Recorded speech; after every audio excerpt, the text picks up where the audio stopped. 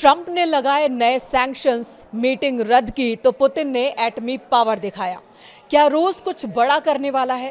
क्या यूक्रेन रूस युद्ध खत्म होने वाला है या रूस यूक्रेन में भयंकर तबाही लाने वाला है? क्या चीन और अमेरिका एक हो जाएंगे? क्या पुतिन को रोकने के लिए अमेरिका अपने धुर विरोधी चीन से हाथ मिला लेगा? क्या चीन के राष्ट्रपति शी जिनपिंग पुतिन से दोस्ती तोड़ देंगे? क्या सच में भारत और चीन ने अमेरिका के दबाव में आकर रूस से तेल खरीद को कम कर दिया है, जैसे दावे अमेरिका की ओर से किए जा रहे हैं, या फिर ये सिर्फ छटपटाहट है अमेरिकी राष्ट्रपति डोनाल्ड ट्रंप की? इन्हीं सवालों के जवाब तलाशने की कोशिश करते हैं। देखिए, रूस की 2 तेल कंपनियों पर डोनाल्ड ट्रंप ने नए सैंक्शंस लगाए। वहीं बुडापेस्ट में प्रस्तावित पुतिन ट्रंप मुलाकात को रद्द कर दिया। इसे जानकार ट्रंप की बौखलाहट बता रहे हैं। जानकारों की माने तो यूक्रेन युद्ध रुकवाने में कामयाब न हो पाने का तनाव और शांति नोबेल पुरस्कार न मिल पाने का गम अमेरिकी राष्ट्रपति डोनाल्ड ट्रंप को परेशान कर रहा है, जिसकी वजह से ही अमेरिकी राष्ट्रपति ट्रंप ने रूसी राष्ट्रपति पुतिन के खिलाफ सीधी लड़ाई छेड़ दी है। अभी तक कूटनीति का रास्ता अपना रहे थे, लेकिन अब डायरेक्ट वॉर में उतर आए हैं ट्रंप, ऐसा लग रहा है। रूस के खिलाफ अपनी कार्रवाई को नेक्स्ट लेवल पर ले आए हैं ट्रंप। हालांकि इसका असर भी पुतिन पर होता नहीं दिख रहा। तेल कंपनियों पर प्रतिबंधों को लेकर पुतिन ने कहा कि इसका रूस की आर्थिक स्थिति पर कोई असर नहीं होगा। तो ट्रंप ने कहा कि ऐसी सोच है तो बहुत अच्छी बात है, लेकिन अगले 6 महीने में असर दिखने लगेगा।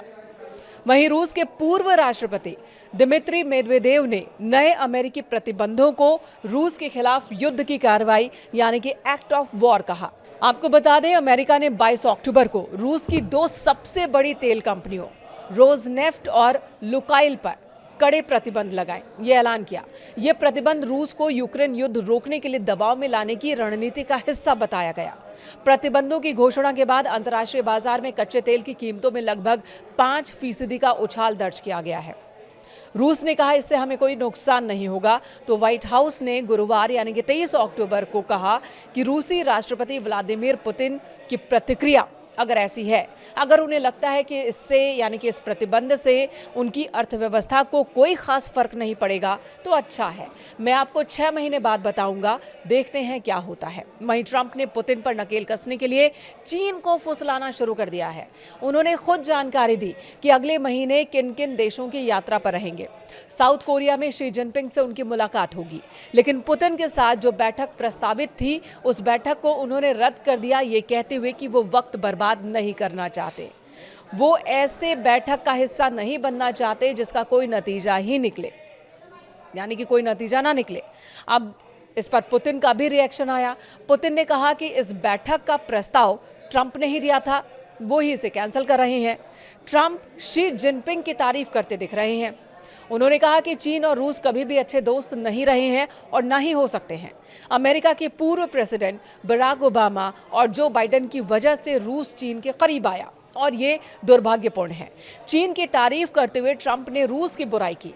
जानकारों की माने तो ऐसा कर अमेरिकी राष्ट्रपति ट्रंप शी जिनपिंग और पुतिन के बीच, या फिर कह सकते हैं कि बीजिंग और मॉस्को के बीच हाल ही में बने मधुर संबंधों पर हमला करने की कोशिश कर रहे हैं। इसे फूट डालना भी कहा जा सकता है। आपको बता दें, चीन और रूस लंबी सीमा साझा करते हैं। इस मुद्दे पर दोनों देशों के बीच विवाद बरकरार रहा है, लेकिन हाल ही में अमेरिका के खिलाफ शी जिनपिंग और पुतिन की जुगलबंदी दिखी। इसी जुगलबंदी को तोड़ने की कोशिश ट्रंप करते दिख रहे हैं।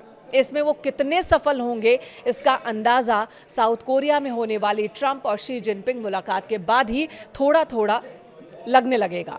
और इसी बीच अमेरिका की ओर से एक और दावा किया गया कि अमेरिकी प्रतिबंधों की वजह से भारत और चीन ने रूस से तेल आयात में कटौती की है।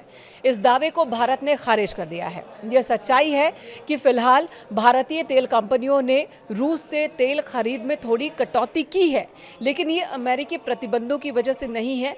ये साफ कहा किया गया है भारत की ओर से। भारत की ओर से साफ साफ कहा गया कि भारत अपनी नीतियों के लिए स्वतंत्र है। अपनी ज़रूरतों के हिसाब से हम तेल खरीदते हैं, इसे बढ़ाते और घटाते हैं। इसका अमेरिकी दबावों से कुछ भी लेना देना नहीं। एक और मुद्दा है जिस पर रूस ने अमेरिका को सीधी धमकी दी है। जब मॉस्को में पत्रकार वार्ता के दौरान रूस के राष्ट्रपति व्लादिमीर पुतिन से पत्रकारों ने ये सवाल पूछा कि क्या अमेरिकी यूक्रेन को टॉमहॉक क्रूज मिसाइल देने वाला है, ये मदद मिलने वाली अमेरिका से, जिसकी मांग यूक्रेन ने की है। तो इस वायदे के साथ था कि वो इसका इस्तेमाल सिर्फ रूसी हमले के खिलाफ करेगा। तो क्या अमेरिका ऐसी मदद करने वाला है, लंबी दूरी के हथियार देने वाला है यूक्रेन को? तब इस सवाल के जवाब में पुतिन ने तीखी प्रतिक्रिया दी और कहा कि यदि यूक्रेन को रूस के भीतर तक हमला करने के लिए टॉमहॉक क्रूज मिसाइलें जैसी लंबी दूरी के हथियार दिए जाते हैं तो मॉस्को की प्रतिक्रिया कुचल डालने वाली होगी और चौंकाने वाली होगी। यानी कि हम वो निर्णायक लड़ाई करेंगे यूक्रेन के अंदर जो कि दुनिया देखेगी। यानी पुतिन जरा भी नर्म पड़ते नहीं दिख रहे हैं। अब सवाल है कि इन परिस्थितियों का भारत पर क्या असर पड़ेगा।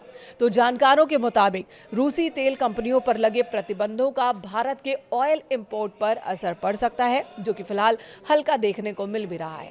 चीन के बाद भारत ही रूस से सबसे ज्यादा तेल खरीदता है। हम अपनी जरूरतों का एक बड़ा हिस्सा फिलहाल रूस से खरीद रहे हैं क्योंकि ये हमें सस्ता पड़ रहा है। नए अमेरिकी प्रतिबंधों की वजह से हमें ज़्यादा कीमत चुकानी पड़ सकती है। साथ ही अमेरिकी प्रतिबंध मुख्य वित्तीय चैनलों पर भी असर डाल सकते हैं।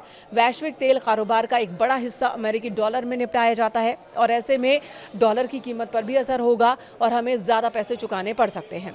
और ऐसे में अब दुनिया की नज़र अमेरिका चीन मुलाकात पर टिकी है, जब दुनिया के दो मजबूत ध्रुव के मजबूत नेता साथ होंगे। यहाँ ध्यान देने वाली बात यह भी है कि अमेरिका और चीन के बीच कभी भी सब कुछ सामान्य नहीं रहा है। चीन और अमेरिका के बीच व्यापारिक रिश्ते हैं, बहुत ज़्यादा हैं, लेकिन दोनों ही खुद को दुनिया का बादशाह समझते हैं, पावर सेंटर समझते हैं। चीन अमेरिका के लिए चुनौती रहा है। हाल ही में अमेरिका ने चीन पर 100% टैरिफ का ऐलान किया, तो चीन ने अमेरिका को रेयर अर्थ मटेरियल की आपूर्ति रोकने का फैसला ले लिया।